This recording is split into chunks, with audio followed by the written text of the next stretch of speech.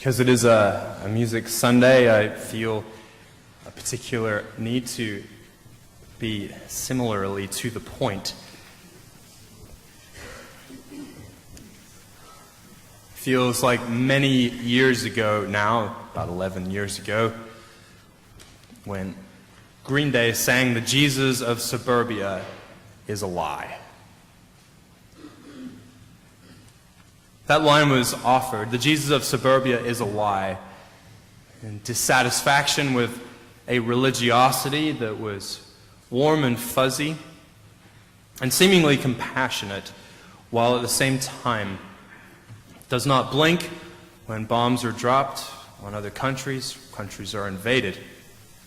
The Jesus of Suburbia is the Jesus that I came to know when I first started going to youth group.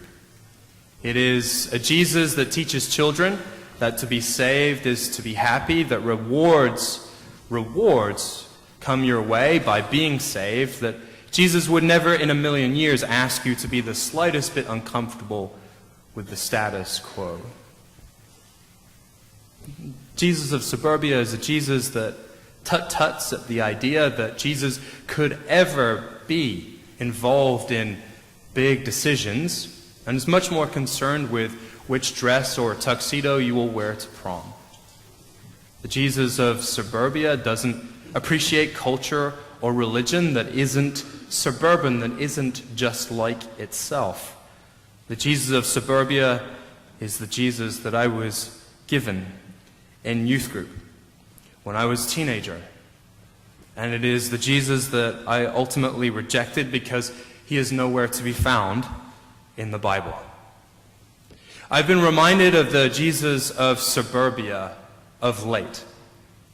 In fact, that Jesus, the Jesus of Suburbia, is alive and well, thriving even.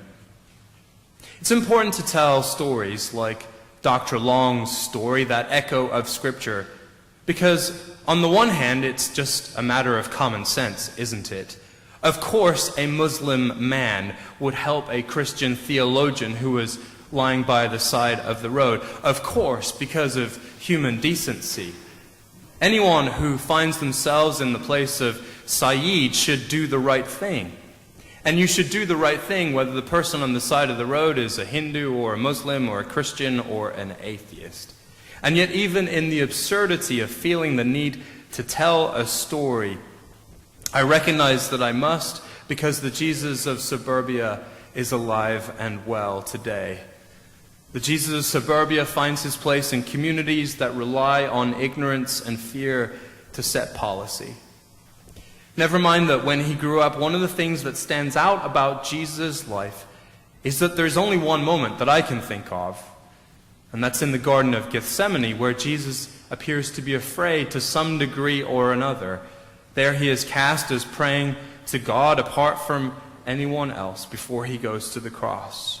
But when he interacts with other people, he does not seem to operate out of fear towards anybody else. It also appears that that was deeply unnerving to others.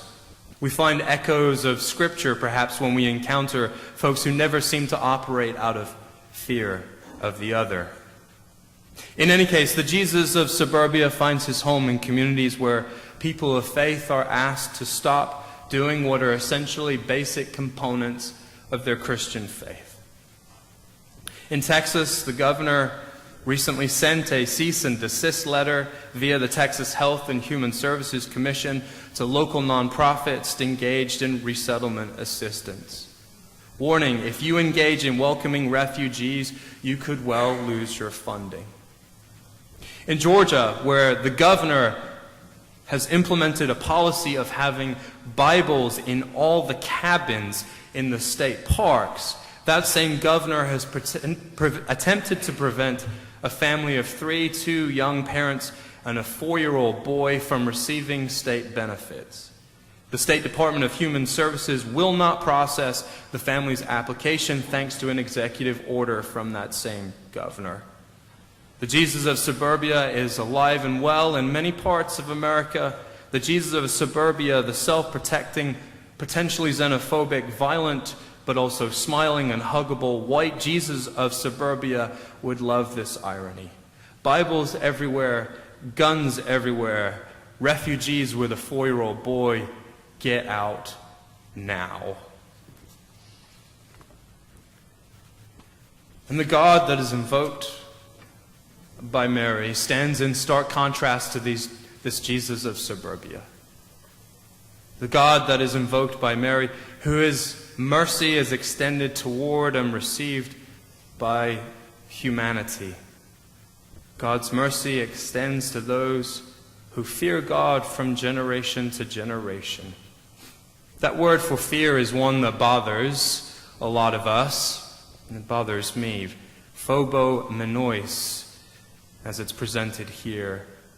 One could just as easily translate that as the ones fearing, as the ones who have a reverence for, the ones who are in awe. God's mercy extends to those who are in awe of God from year to year or from generation to generation. That sentence is given in an aorist tense, meaning it is a past tense. It is something that has already happened, and yet it indicates future action as well. God's mercy extends to those who are in awe of God from generation to generation. It has already happened. It is happening, and Mary is affirming that it will continue to happen. Mary offers us this important song for the moment, a critical affirmation about the character of God in Advent and Christmas and beyond. That this is who God is. That the sharing of God and God's character of mercy is a gift rather than a reward. The ongoing mercies of God, the echoes of Scripture that we find in our lives, the joy or the glory of the music that plays in our hearts is not a reward for being a good boy or a good girl. God's character does not come to us as reward, but as gift. The beauty of life is not a reward. Sounds so basic, but we get rewards and gifts mixed up all the time. Many years ago, when I received a bicycle from my parents, did it come to me as gift or as a reward for being their son? Not a criticism of my parents or bicycles, of course. But will my children receive presents in some capacity or another in the future as gift or as reward? The Jesus of Suburbia exists as a mechanism for reward giving. Blessed are you for being a particular kind of thing, and cursed are you, the other, the stranger. And yet Mary experiences God as gift rather than reward, experiences this journey to Elizabeth as gift rather than reward, experiences God's mercy as gift rather than reward, experiences the echoes of Scripture as gift rather than reward. And no offense to Vivaldi, but Mozart was fortunate enough, for people in my generation anyway, to have the movie Amadeus to reflect on.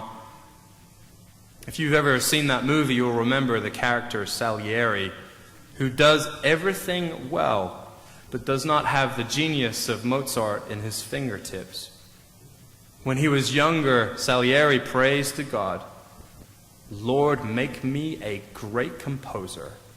Let me celebrate your glory through music and be celebrated myself. Make me famous throughout the world, dear God. Make me immortal. In return, I vow I will give you my chastity, my industry, my deepest humility every hour of my life.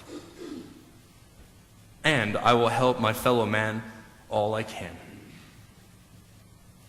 In other words, reward me. And it was with bitterness and envy that he experienced the gift of Mozart's genius. Reward me. Play the song the way I want it to be played. Give it to me. Reward me. But when we get down to it, though, the season is about gifts rather than rewards, because we attempt to celebrate the character of God, which comes to us as gift rather than reward. May your experience today May your echoes of Scripture come to you as free and beautiful gift, beautiful and true, playing the songs of faith in your heart. Peace be with you all.